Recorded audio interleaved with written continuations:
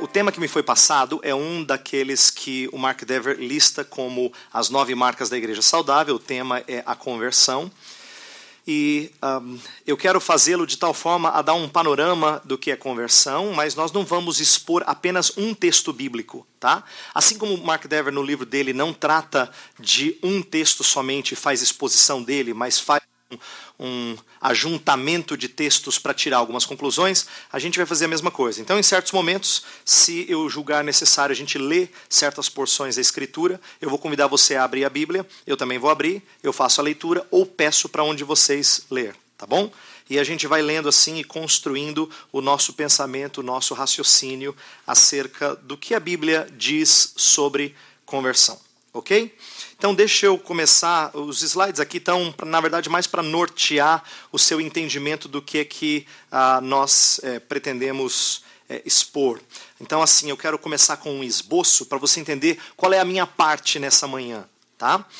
Nós temos 2 partes, né? Como o Tiago já explicou, uma parte 1, e ao final da parte 1 eu vou dar um tempo para perguntas, então eu quero estimular você a perguntar, não precisa inventar pergunta, mas se você tiver pergunta pertinente ao assunto, eu quero ouvi-lo, e se eu puder responder, eu vou responder. Então a gente vai tratar da parte 1, eu vou expor ela inteira, depois eu paro, abro para perguntas, depois a gente vai para a parte 2, abre para perguntas no final e estamos encerrados essa primeira parte antes de irmos para o intervalo, tá bom? Então veja só o que eu coloquei aqui no esboço desse estudo.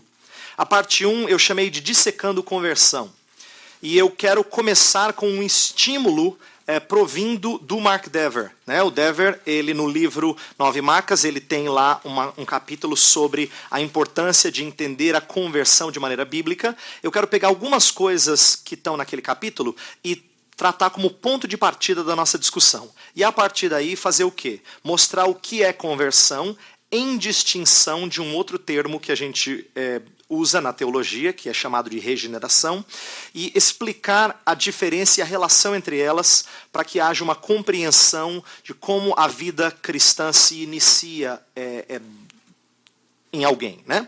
E depois a gente fecha falando dos elementos da conversão. Então, basicamente, essa primeira parte é tratarmos da importância da conversão e entender o que ela é.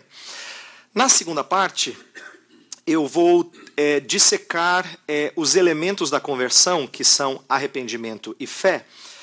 Então, eu quero entendê-los de 4 maneiras. E aqui eu coloquei 4 pontos que, na verdade, vão valer para ambas as coisas. Eu vou estudar primeiro um, eu vou mostrar o seu aspecto holístico, sua gratuidade, sua instrumentalidade, sua habitualidade. Depois o outro, fazer a mesma coisa. Seu aspecto holístico, sua gratuidade, sua instrumentalidade, sua habitualidade. Por quê? Para nós compreendermos que uma coisa não está distanciada da outra, não está diferente da outra. Fé e arrependimento são coisas que andam juntas na vida do crente desde o início do seu surgimento. E a gente vai mostrar como eles têm características bem parecidas, embora funcionem para coisas diferentes, mas eles andam juntos e têm características parecidas. Então essa vai ser a nossa parte 2, tá bem?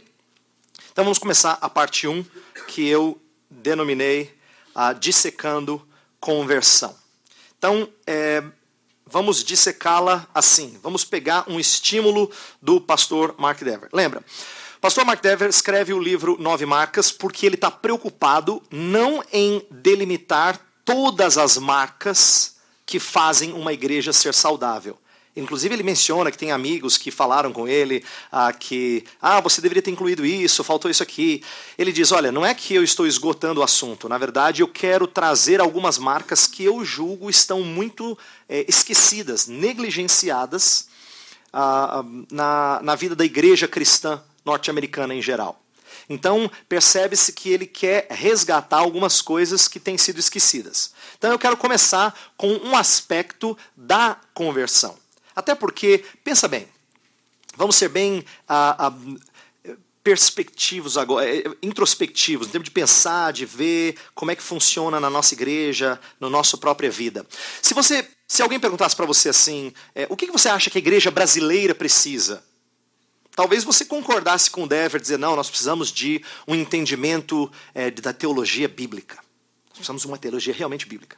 Nós precisamos de mais pregação expositiva.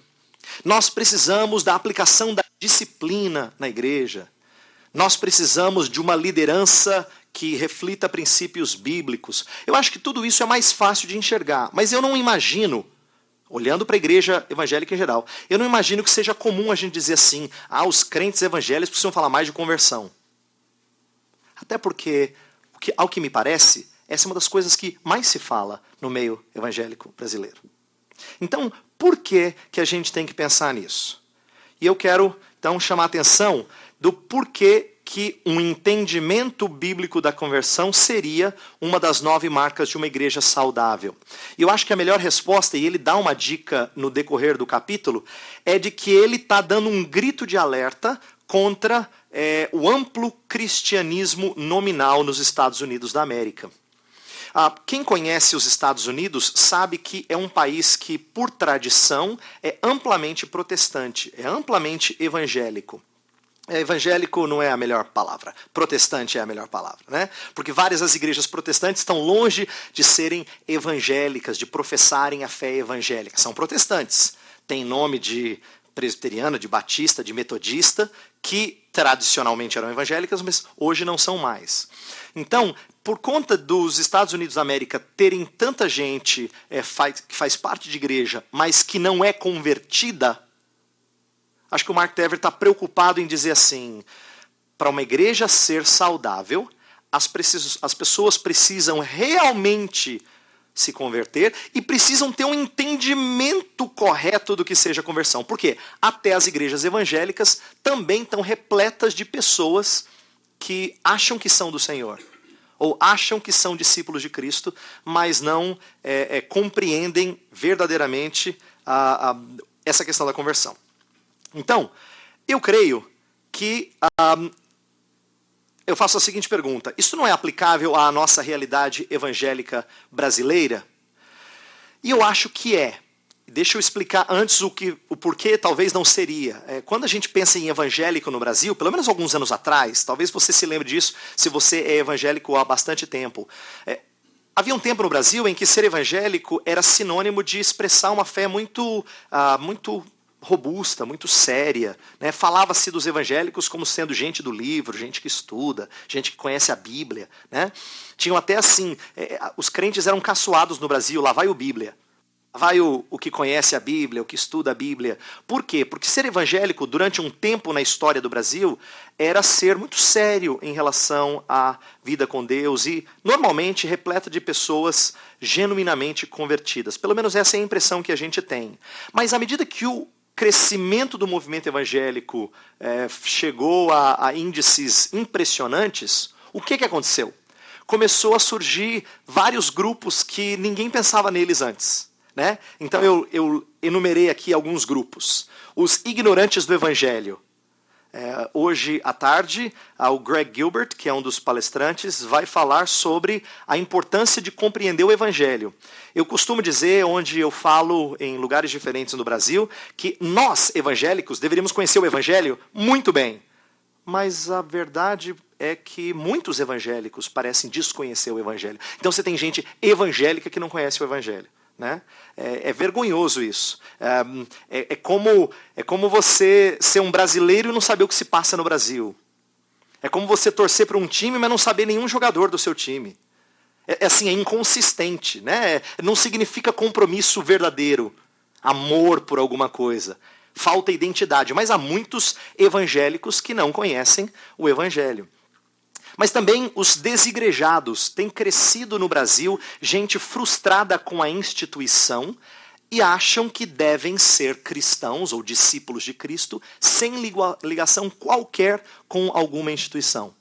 Isso parece ser bastante comum hoje em dia, tem crescido em certos círculos. Então os desigrejados, eles são pessoas que estão longe dessa ideia de fazer parte de um corpo que é visível. Né? E um outro problema, eu coloquei entre aspas aí, desviados, por quê? Você já percebeu como esse grupo cresceu no Brasil? Né? Você conversa com gente e fala assim, você é evangélico? Não, sou desviado. Né? Algum dia eu já fui. Mas é impressionante, as pessoas aprenderam isso, se tornou parte da cultura brasileira. A ponto de alguém dizer assim, eu sou católico, eu sou evangélico, eu sou desviado. É quase como se fosse a terceira categoria no Ibope brasileiro, né? Católico em primeiro lugar, depois evangélico, depois desviado, depois vem as outras religiões.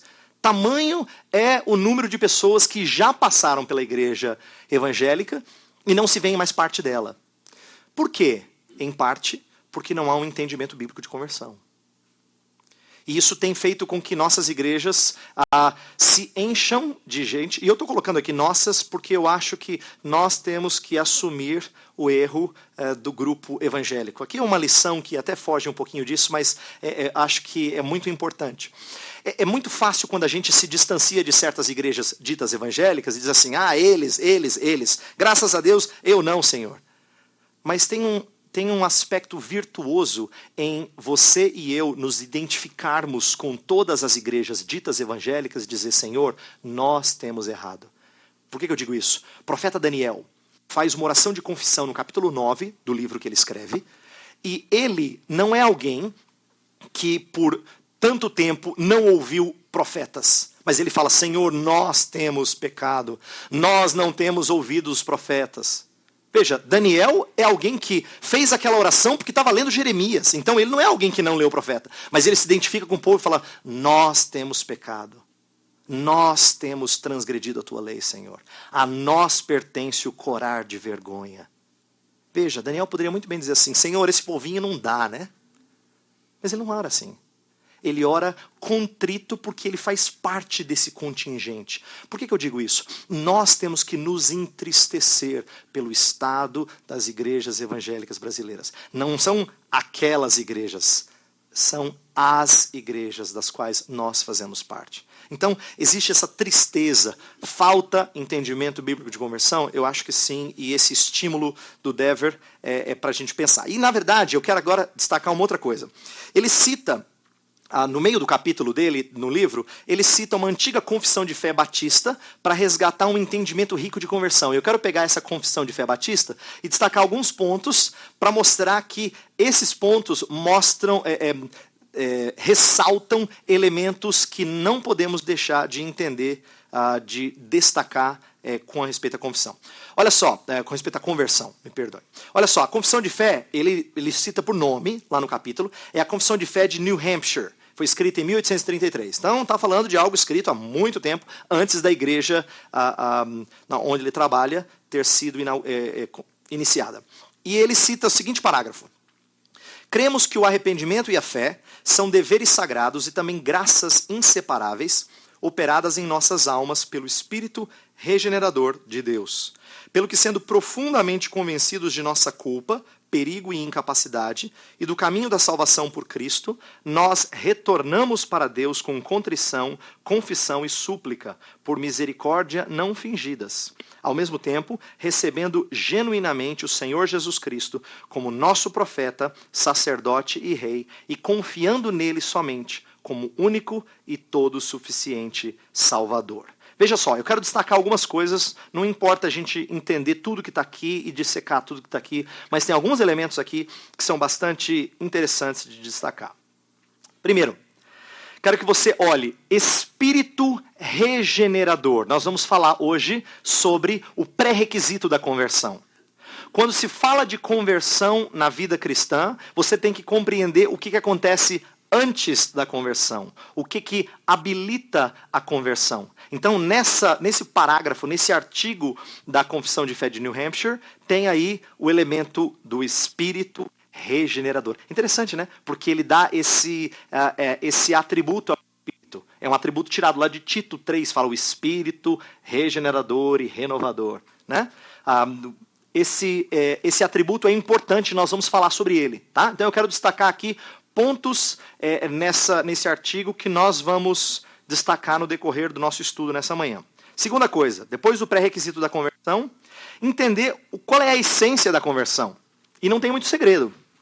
Conversão é retornar. Retornamos para Deus.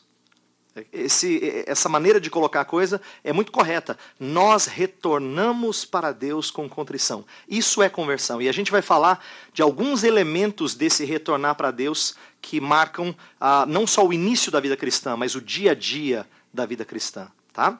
Então, depois do pré-requisito da conversão, depois da essência da conversão, a gente vê os elementos da conversão. Olha só. Cremos que o arrependimento e a fé são deveres sagrados. Os elementos da conversão são arrependimento e fé. E a gente vai estudá-los com mais cuidado na segunda parte hoje. Mas tem bastante coisa nesse artigo e é isso que eu queria mostrar para você. E por último, a gente vai perceber algo muito interessante. E confiando nele somente como único, todo suficiente Salvador. A palavra confiando está destacada até pelo próprio Dever no livro dele. Por quê? A gente vai perceber que o confiar é a principal característica da fé. Não é a única. Nós vamos olhar como há vários séculos os estudiosos, os teólogos entendem fé e falam de elementos da fé, mas o confiar é o elemento que certamente recebe maior destaque desde o período da Reforma. E eu vou tentar mostrar aqui como é que a Reforma ela diferenciou-se da Igreja Romana do século XVI, mostrando a importância desse confiar. Tá? E isso marcou o início das igrejas evangélicas. Então, 4 elementos muito importantes num parágrafo só. Né? O Dever está lá explicando o livro dele e ele diz, olha, tem aqui um documento que mostra algumas coisas importantes. E ele cita esse documento. E esse documento tem esses elementos que eu gostaria de usar para a gente estudar o resto do nosso tempo juntos aqui. Tá? Vamos falar do pré-requisito da conversão, vamos falar da conversão, dos elementos da conversão e a principal característica da fé. Ok? Vamos então prosseguir. Vamos lá. Conversão não é o início. Por que eu estou dizendo isso? Porque nós nos esquecemos disso até quando a gente conversa. A gente fala assim, no início da minha vida cristã, quer dizer, a partir da minha conversão, porque nós normalmente tomamos a conversão como ponto de partida. Né? Isso não é necessariamente errado, mas ele mostra que às vezes a gente se esquece do que acontece anteriormente à conversão. Ok? Eu coloquei aqui, ó, a obra do Espírito aplicando-nos à salvação conquistada por Jesus não começa na conversão. Entenda o seguinte, a conversão é, para usar a ilustração que Jesus usou na parábola do semeador, a conversão é quando você vê a plantinha nascer. Tanto é que existem conversões que não são genuínas. Aquelas que acontecem em terreno rochoso ou cujos espinhos sufocam. Mas quando você vê a plantinha, você fala, nasceu. Mas para que você visse a plantinha, o que teve que acontecer debaixo da terra? Isso você não vê. Esse debaixo da terra é algo que eu gostaria de trabalhar como ponto de partida. Para se falar de conversão é preciso compreender a importância do solo, vamos dizer assim, do estado do solo. Agora, eu não vou falar aqui de coisas que a gente enxerga. Eu quero que você entenda o que está por detrás para que certas plantas permaneçam e deem frutos, a 100, 60 e a 30 por 1, e certas plantas morram antes de dar qualquer fruto. Porque o fundamental é a maneira como o solo está preparado. Lembra, a gente fala a parábola do semeador, mas o destaque, tem gente que prefere chamar a parábola dos solos. Porque o semeador semeia igual, não tem nada de diferente no semeador. A semente é a mesma. Inclusive a gente não pode nem dizer assim, não, foi pregação ruim, é por isso que fulano não se converteu. Não, a semente é a mesma. Algumas caem no meio do caminho, outras num lugar, nasce mais solo rochoso, não tem raiz, seca. Outra nasce, parece que vai dar certo, vem os espinhos, sufocam. E a outra, a quarta e a última, é a única que frutifica. Mas isso mostra pra gente que existe uma diferença entre o que a gente vê e o que acontece antes do que a gente vê. Tá? Então não é o início.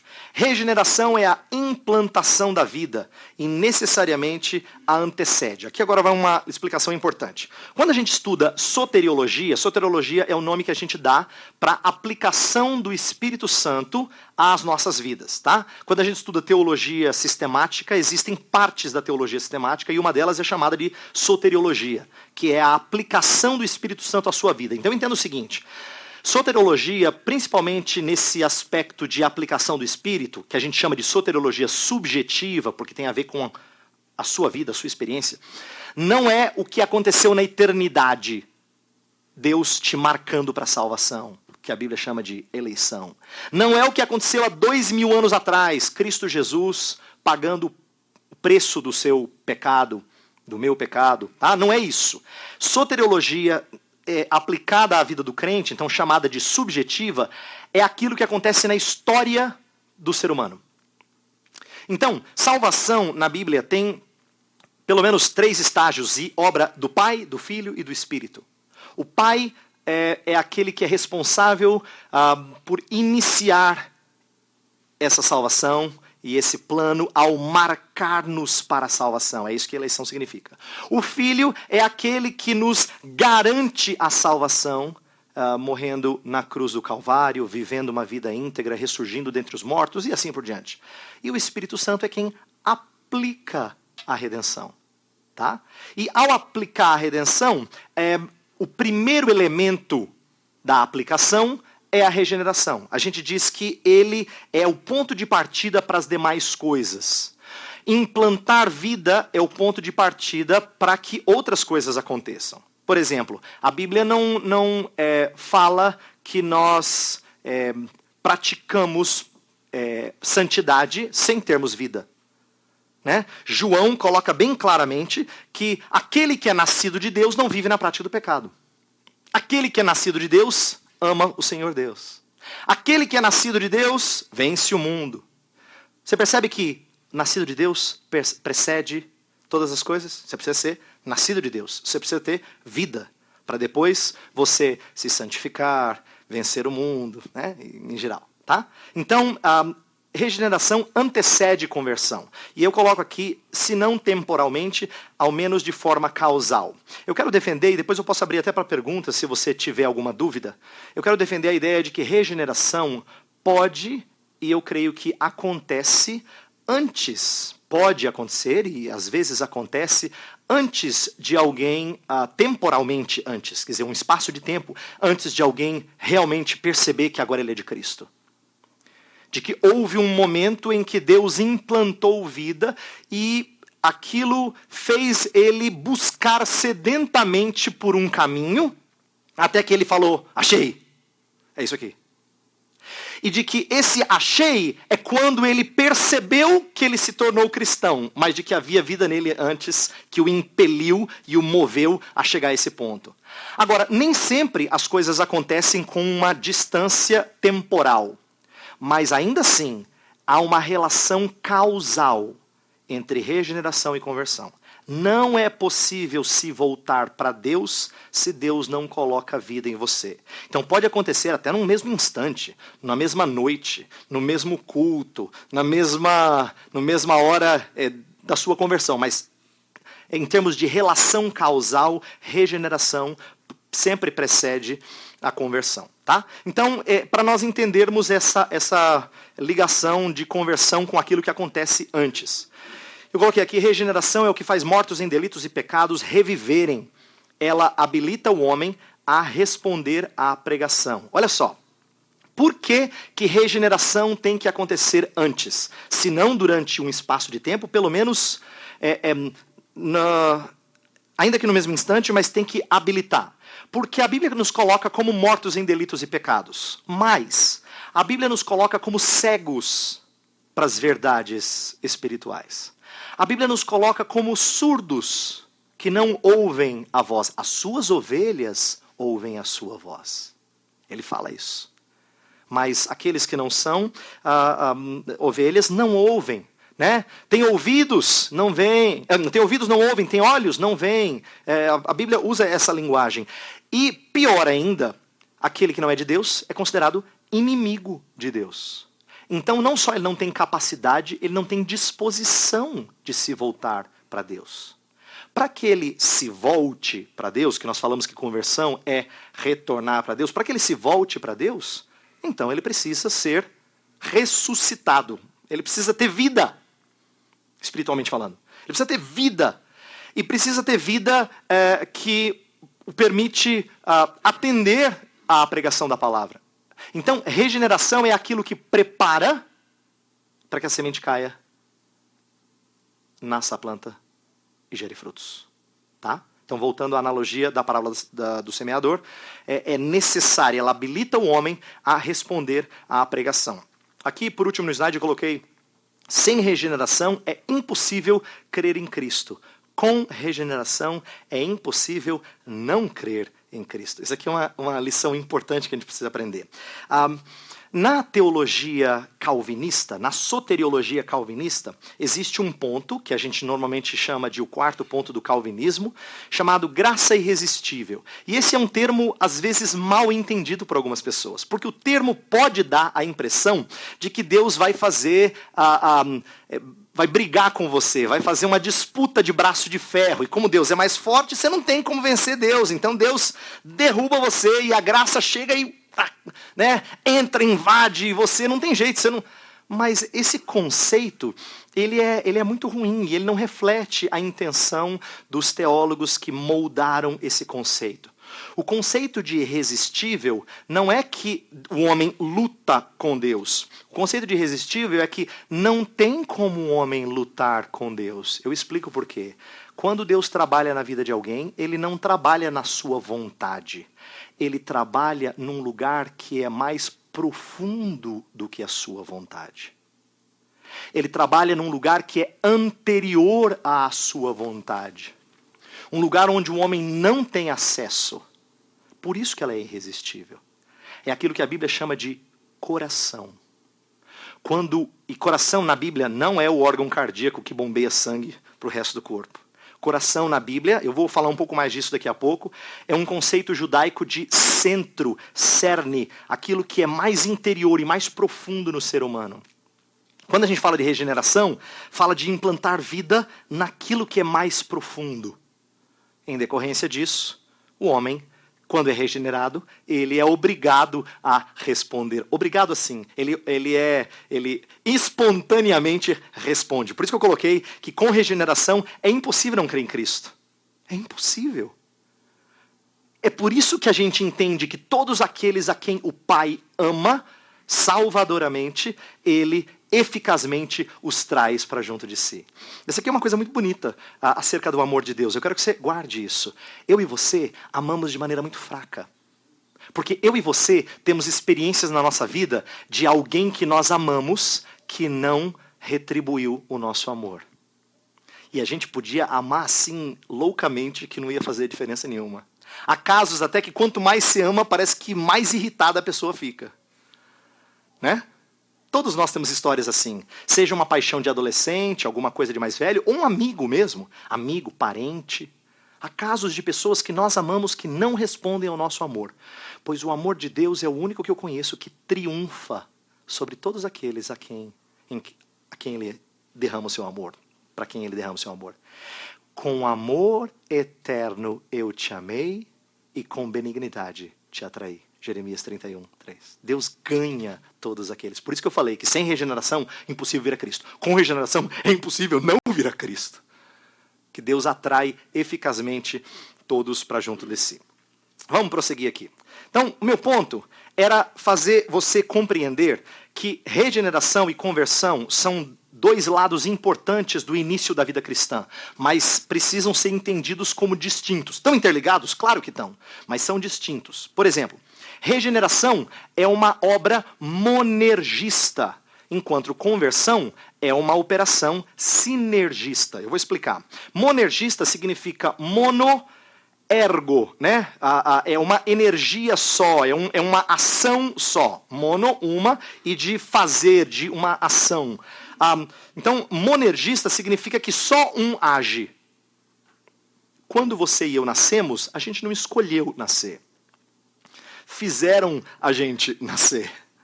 alguém que não nós trabalhou para que nós nascêssemos. Então, na regeneração, nós também não temos vez, não damos palavra, não opinamos sobre, eu gostaria de nascer assim, né, eu gostaria de nascer assado. Não. Portanto, regeneração é compreendida como uma obra só de Deus. Já a conversão é compreendida como uma obra de Deus e do homem. Eu vou falar um pouquinho mais disso daqui a pouco, de Deus e do homem. A Bíblia coloca esses dois elementos, ela apresenta isso. Ela fala como Deus trabalha em nós de tal forma que a gente responde a Ele. Mas eu não estou falando só de regeneração, está falando de Deus realmente fazer-nos voltar para Ele, fazer-nos converter a Ele. Né? Jeremias, por exemplo, fala assim: Senhor, converte-nos a Ti, então seremos convertidos. Jeremias escreve isso tanto no seu livro, profeta Jeremias, quanto em Lamentações. O que ele está querendo dizer? Senhor, a gente apanhou muito. Lembra, Jeremias está escrevendo no tempo em que Israel, o Judá, está no ápice do seu abandono da fé, da sua distância de Deus. E ele viu que assim, Deus mandou profeta, Deus mandou castigo e nada. Até que Deus tirou o que havia de mais precioso deles. Então, o pedido de Jeremias é uma súplica de quem está no fundo do poço. Senhor, transforma-nos. Muda a nossa direção e a gente vai mudar a nossa direção. Converte-nos a Ti, então seremos convertidos. Olha só, regeneração prepara-nos para ouvir a pregação da palavra. Conversão é a nossa resposta à pregação da palavra. Está vendo como precisa haver uma distinção para você compreender que, ainda que aconteça no mesmo dia, a gente não tem como saber. Tá? Ainda que aconteça no mesmo dia, regeneração é aquilo que prepara para na hora que você ouve a palavra, você responda a ela, que é a conversão. Então, regeneração, ela funciona com esse efeito causal. A regeneração é invisível. Conversão é visível. Regeneração é implantação da vida. Conversão é manifestação da vida. O que eu quero dizer? Você e eu, hoje, podemos saber, não só da gestação de uma mulher, mas num determinado momento da sua gestação, você pode ver aquela vida. Mas, até algum tempo atrás, isso não era possível. Né? Então, você cria que fulana está grávida, mas você só ia ver na hora que isso desse evidências. Né? A regeneração seria como se fosse a concepção. E conversão é quando você já tem a criança nos seus braços. Quem é pai sabe que a sua esposa, a sua mãe dos seus filhos, a sua esposa, ela curte a gravidez desde o início. Porque está dentro dela, faz parte dela, ela se vê mãe, ela age como mãe, ela reage como mãe. A gente como pai, a gente fica assim, curtindo, né? Fala para todo mundo, fica meio abobado, fica pensando se vai dar conta, se não vai, mas você se sente pai mesmo na hora que aquele coisinha cai no seu braço. Aí você fala, meu Deus, não é que eu sou pai mesmo? Parece que cai a ficha. Por que eu estou usando essa ilustração? Deus trabalha na vida de alguém antes, mas conversão é o momento em que você fala assim, meu Deus, é isso. Agora eu entendi. É quando as coisas se tornam manifestas, você enxerga. Deus já trabalhava em você antes, mas agora você enxergou, agora você viu. Ficou manifesto essa vida que Deus implantou em você. Tá? Então, agora um pouquinho sobre a essência da conversão. E depois desse slide, eu vou fazer uma pausa para a gente ter um momento de perguntas antes de prosseguir. Tá? Então, um pouquinho sobre a essência da conversão. Conversão envolve virar-se do pecado em direção a Deus. Na verdade, conversão ele tem esse sentido, essa ideia de virar-se. Né? Eu sei que é óbvio pelo sentido da palavra converter, mas eu queria chamar a sua atenção para uma coisa. Eu vou pedir agora para vocês me ajudarem com leitura de textos bíblicos. Então, quem quiser ler o texto, vai levantar a mão, nós vamos passar o microfone. Tá? Eu vou pedir para algumas pessoas lerem, vou dar aqui 3 textos. Mateus 12, 44, achou, levante a mão, você pode ler. Marcos 8, 33, outra pessoa, procure por favor. E Gálatas 4, 9. Mateus 12, 44, Marcos 8, 33 e Gálatas 4, 9. Alguém achou Mateus 12, 44? Levanta a mão para você ler no microfone. Ali, muito obrigado. Pode ler, por favor. Por isso diz: voltarei para minha casa da onde saí, e tendo voltado, o encontra vazia, varrida e ornamentada. Por que eu citei esse verso? Para você saber que a palavra voltar para casa, que não tem a ver com conversão aí, é a mesma palavra que é traduzida por conversão, converter em outros textos. Epistrefo é a palavra grega, epistrefo. Tem esse sentido de voltar. Olha o outro texto, Marcos 8:33. Quem achou, por favor, pode ler no microfone. Ali atrás, Marcos 8:33. Mas ele, virando-se e olhando para seus discípulos, repreendeu a Pedro, dizendo: para trás de mim, Satanás, porque não cuidas das coisas que são de Deus, mas sim das coisas que são dos homens. Olha só, virando-se para Pedro, disse. Então, assim, essa ideia de virar que a gente usa no dia a dia é o mesmo termo que normalmente é traduzido no Novo Testamento por converter, epistrefo. Tá? E por último, Gálatas 4:9, ali atrás, levantou a mão, pode ler. Mas agora que conheceis a Deus, ou antes, sendo conhecidos por Deus, como estáis voltando outra vez aos rudimentos fracos e pobres, aos quais de novo quereis ainda escravizar-vos? Isso aí é uma conversão apóstata, tá? Voltar-se para a coisa da escravidão. Como é que vocês vão voltar? Se vocês já voltaram para Deus, como é que vocês vão voltar para longe de Deus agora? Mas o mesmo termo, epistrefo, está sendo usado aí como o sentido de voltar. Tá? Então, essencialmente, conversão é isso, é virar-se. Só que o virar tem dois elementos. Você nunca vira só do pecado. Sabe qual é o problema do ímpio? O ímpio acha que consegue cortar hábitos pecaminosos e nunca mais praticá-los. Mal sabe ele que coração não fica vazio de Senhor. Se você quebra com um Senhor, você adora outro Senhor. Se você não adora o Senhor verdadeiro, você vai procurar outro Senhor para adorar. Então, o ímpio, quando ele luta com algum vício, algum pecado, ele acha que se ele for resoluto, se ele for resolvido, ele vai vencer. O problema é que o nosso coração é religioso. O nosso coração precisa de alguém que o controle. Então, se ele vence aquele vício, enganoso é o coração dele, se ele acha que agora ele é um homem livre. Porque ele vai se ater a outra coisa. E essa outra coisa pode nem parecer para ele tão ruim assim. Mas o seu coração não consegue se ver livre disso. É importante a gente compreender isso. Por quê? Porque quando Deus fala sobre conversão, ele fala de virar-se do pecado para Deus. Vou dar uma ilustração. O rei Josias, quando o rei Josias promoveu mudança na vida do povo de Judá, ele não só quebrou com os postes ídolos e a idolatria que havia e arrancou do templo. Se fosse só isso que ele fizesse, pouco efeito ia ter, porque logo iria voltar. Mas ele faz o quê? Ele arranca o que é mal e ele coloca de volta o que é bom. Isso é uma lição preciosa para a gente. Compreender que a conversão, ela só acontece quando alguém substitui maus hábitos por bons hábitos. Você não consegue ficar sem hábitos. Substitui um senhor por outro senhor. Substitui um compromisso por outro compromisso. Então sempre é voltar-se do pecado para Deus, virar-se do pecado em direção a Deus. Você precisa desses dois atos conjuntamente. Porque se você não voltar para Deus, houve conversão para outra coisa, mas não conversão genuína. Tá? Tanto Deus nos converte, como nós nos convertemos a Deus.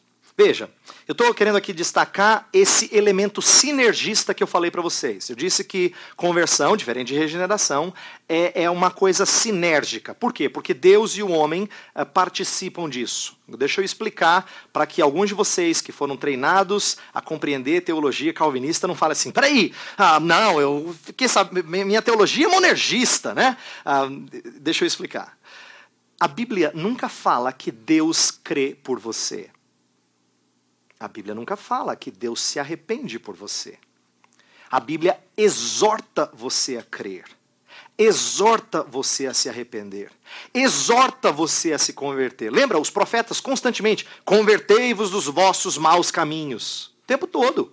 Convertei-vos dos vossos maus caminhos. Então, frequentemente, a Bíblia usa, até mais, com mais frequência, esse sentido de que nós nos voltamos para Deus. Mas, também a Bíblia mostra como Deus trabalha isso em nós. Então eu vou pedir para você abrir, eu vou ler esse texto, mas vou pedir você abrir na oração de Daniel 9, que eu mencionei há pouco, para você ver a beleza dessa ideia de conversão ser uma obra tanto de Deus quanto do homem.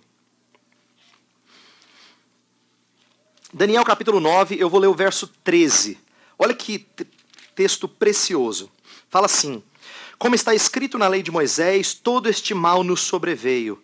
Apesar disso, não temos implorado o favor do Senhor nosso Deus para nos convertermos das nossas iniquidades e nos aplicarmos à tua verdade. Presta atenção. Daniel está confessando o pecado de gerações, inclusive da dele, de chegar a um ponto em que não dá mais. Tá? E ele está pedindo para Deus levá-lo de volta para a sua terra.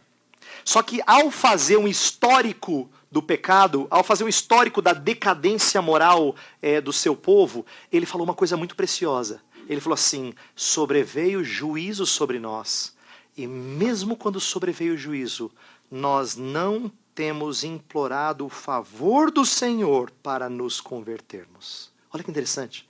Implorar o favor do Senhor para nos convertermos. Tem ação dupla aí. É para nos convertermos. Nós vamos nos converter, mas a gente implora o favor do Senhor para nos converter. Então, essa oração de Daniel diz assim: que triste, Senhor, o nosso pecado, porque até quando nós estávamos sob juízo, nem nesse momento a gente pediu que o Senhor nos concedesse condições para nos arrependermos. Tá? Então, é tanto uma ação de Deus em nós, mas é também, e principalmente, esse é o destaque maior da Bíblia, uma ação nossa em relação a Deus.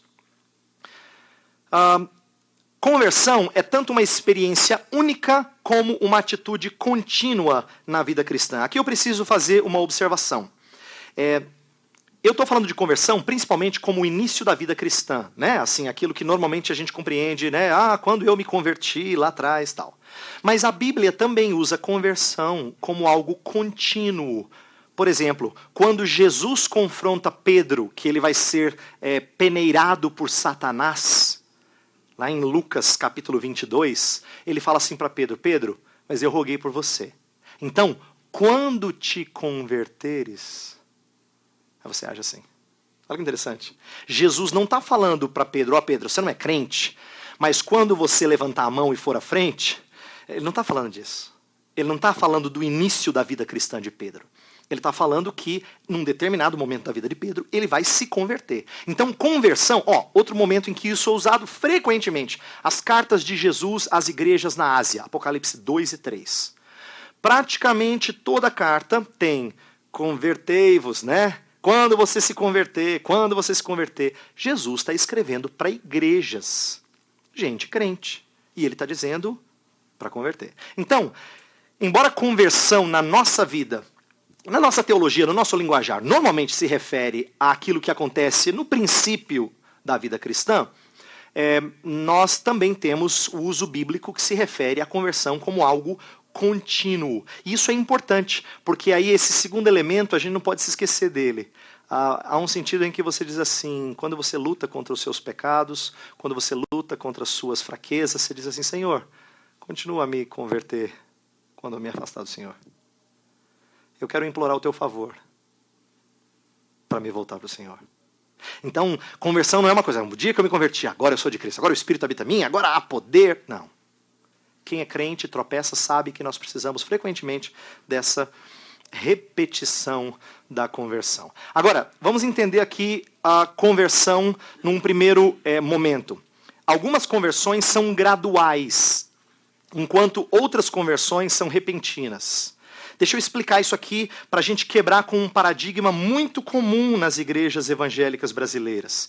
Às vezes há uma ênfase tão grande no dia da sua conversão que nós ofuscamos o fato de algumas pessoas serem cristãs desde que lembram de alguma coisa, desde que são gente, né?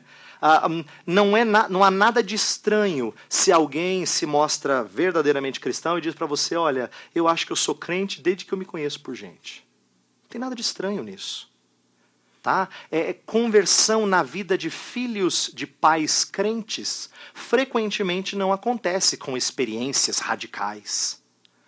E a gente tem que tomar muito cuidado para não forçar isso na vida de pessoas que crescem na comunidade cristã. Porque essa é uma tendência da igreja brasileira. A igreja evangélica tem essa coisa assim, meu filho, você já se converteu? Meu filho já se entregou para Jesus? Meu filho, tem que fazer aquela oração. Senhor Jesus, entra no meu coração. Por que existe essa ênfase tão grande? Porque a gente destaca que tem que ter aquela experiência da conversão e se esquece de que filhos de pais crentes normalmente não têm experiência radical. Eu vi um autor dizer assim, que não importa como você faz a virada para Deus. Pode ser aquela virada brusca, ou pode ser que você pegue uma direita aqui, vá um quarteirão, para lá, para lá, para lá, para lá, depois... Não importa que você volte-se para Deus. Não importa como. Uma vez eu compartilhei com um amigo que tinha tido uma daquelas experiências lindas que às vezes a gente tem inveja santa, sabe assim? E eu sou filho de pais crentes, então eu disse assim para ele, Jimmy, eu falei isso na minha adolescência, quase juventude, eu falei assim, eu queria ter tido uma experiência marcante como a sua. Aí ele olhou para mim e falou assim, Heber, não deseje isso. Eu gostaria de ter tido a tua experiência. De não ter sido marcado por uma vida de pecado, de luxúria, de podridão. E aquela palavra dele pesou, porque eu queria a experiência linda, o testemunho bonito. E eu me esqueci que o testemunho bonito significa muitas e muitas cicatrizes em anos passados. Ele queria ter tido uma conversão como eu tive, em que Deus me fez gradativamente entender que eu era do Senhor, sem nenhuma experiência maravilhosa. Então, por favor, não exija aquilo que a Bíblia não exige, tá? Daqueles que conhecem o Senhor desde cedo. E por último, eu vou agora abrir para perguntas depois disso. Os elementos desse retorno são arrependimento e fé. Então, esses são os elementos da conversão que nós vamos tratar na segunda parte. Tá? Nós vamos falar de arrependimento primeiro, depois vamos falar de fé, e eu vou tentar descrever como eles são parecidos em certas características. Vou descrever cada um deles, mas vou tentar mostrar a sua interligação. Vamos abrir para perguntas e fazer nos moldes que já é conhecido aqui. Quem quer perguntar, pergunta no microfone, tá certo? É isso mesmo? Então já tem gente que levantou a mão. Vamos um por vez, eu vou tentar responder, tá? Então, assim que eu terminar de responder outra pergunta, pode levantar a mão e nosso amigo ali vai conceder microfone para outros. Então, pode fazer a primeira pergunta.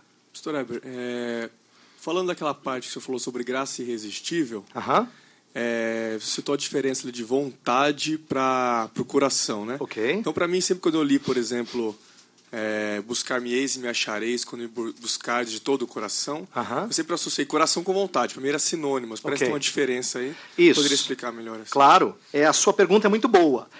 Coração, às vezes, é sinônimo de vontade, mas coração, às vezes, é sinônimo de mente. E o coração, às vezes, é sinônimo de sentimentos. Eu vou explicar isso na segunda parte, mas eu já adianto porque a sua pergunta é muito propícia. Por exemplo, Jesus fala assim quando ele quer pegar de surpresa aqueles homens que estão pensando mal do milagre que ele acabou de fazer. Por que arrazoais em vosso coração? Olha só, arrazoais em vosso coração. Isso quebra com aquele paradigma que a gente tem. Você já viu como a gente prega? A gente fala assim, não basta crer em Jesus apenas aqui, viu? Precisa crer aqui. A gente dicotomiza mente e coração como se mente fosse uma coisa, coração fosse outra.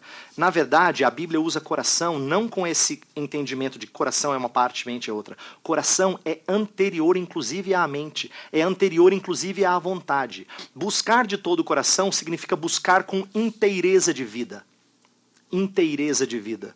Tá? Então, com a vontade, sim. Eu vou mostrar na próxima parte que a vontade é o passo, é o selo final para você ver que alguém realmente se arrependeu, que alguém realmente creu. O ato da vontade é aquele que decide fazer alguma coisa.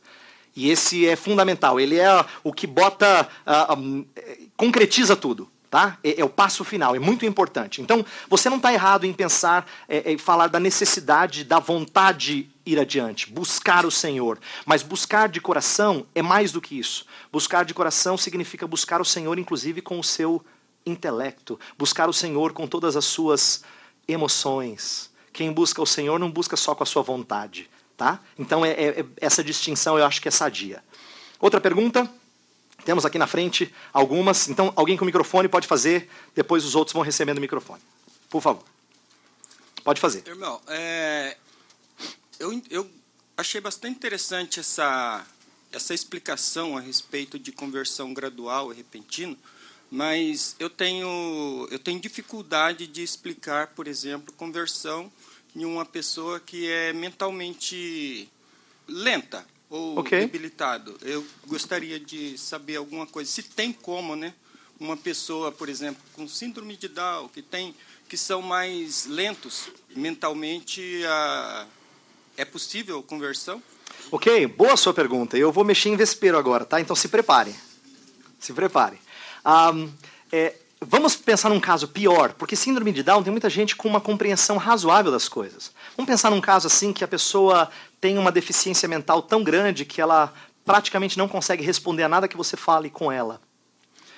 Aqui vem uma surpresa para alguns de vocês. Eu não acho que essa pessoa precisa ser convertida. O que o pastor Ever vai falar? Vai sair asneira. Não, eu espero que não. Vamos lá, presta atenção. Presta atenção. Para alguém, isso aqui é importante. Para alguém morar com o nosso Pai Celestial, preste atenção, isso é muito importante. Para alguém habitar com o nosso Pai Celestial, essa pessoa precisa ser eleita pelo Pai, remida pelo Filho e regenerada pelo Espírito. Essas três coisas são imprescindíveis. Porém, eu não digo que ela precisa se converter. Eu vou dizer por quê. Porque conversão, como a gente vai ver na segunda parte, constitui-se de arrependimento e fé. Mas como é que alguém crê se essa pessoa não tem condições de entender a mensagem de Deus? Eu vou mostrar que não é possível ser fé genuína se não há compreensão da mensagem. Biblicamente, não é. Você precisa compreender a mensagem para crer. Se você não tem condições de compreender a mensagem, você não crê. Se você não crê, você não é salvo. E agora? Aí a gente teria que tirar uma conclusão que a Bíblia não autoriza a gente a tirar. De que todos os deficientes mentais e todas as crianças que morrem na infância, todos são condenados ao lugar de perdição. Por quê? Porque não tem condições de crer, de entender a mensagem. Então, agora presta atenção na explicação que eu vou tentar fechar de maneira breve. Depois a gente pode, se for o caso, conversar um pouquinho mais.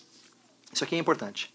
Fé não é imprescindível para que alguém veja o Senhor e habite com o Senhor, porque fé é transitória. Fé só é necessária para quem vive esta vida de forma consciente. Presta atenção. Quando Paulo termina lá em 1 Coríntios 13 e fala assim, das três coisas existe fé, esperança e amor, mas a maior delas é o amor. Por que o amor é maior que fé e esperança, sendo que fé e esperança são virtudes tão importantes na vida cristã? Porque fé e esperança cessam, amor não. Fé não é necessária quando as coisas que não se viam agora são vistas. Esperança não é mais necessária quando aquilo que se esperava chegou. Então, fé e esperança são virtudes importantes na vida cristã para esta vida.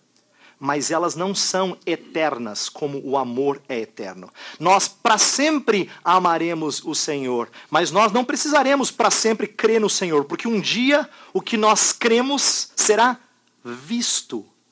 Então, minha explicação a você, meu irmão, é o seguinte. Eu entendo que uma pessoa mentalmente inapta a ouvir a palavra de Deus pode ser levada para o seio de Abraão. Eu creio que pode. Eu não tenho como discernir isso. Eu não conheço o que Deus vai fazer na vida dela. Não conheço. E eu não tenho base bíblica ou teológica para dizer ela é ou não é, né, ser categórico quanto a isso. Mas eu creio que é possível. Por quê? Porque a Bíblia ensina fé e esperança e outras coisas mais como sendo transitórias, necessárias para quem vive esta vida, mas não imprescindíveis para todo e qualquer caso. Senão a minha conclusão vai ser muito triste. E eu vou fechar a minha resposta dizendo o seguinte: qual é a saída de alguns evangélicos? É dizer que criança abaixo de tal idade não tem pecado. É inocente. Então, se morre, vai para o céu. Agora, você sabe, se você aprendeu um pouquinho de teologia reformada antes, que a Bíblia não permite essa conclusão. Ela é antibíblica em vários aspectos. E eu não vou explicar agora.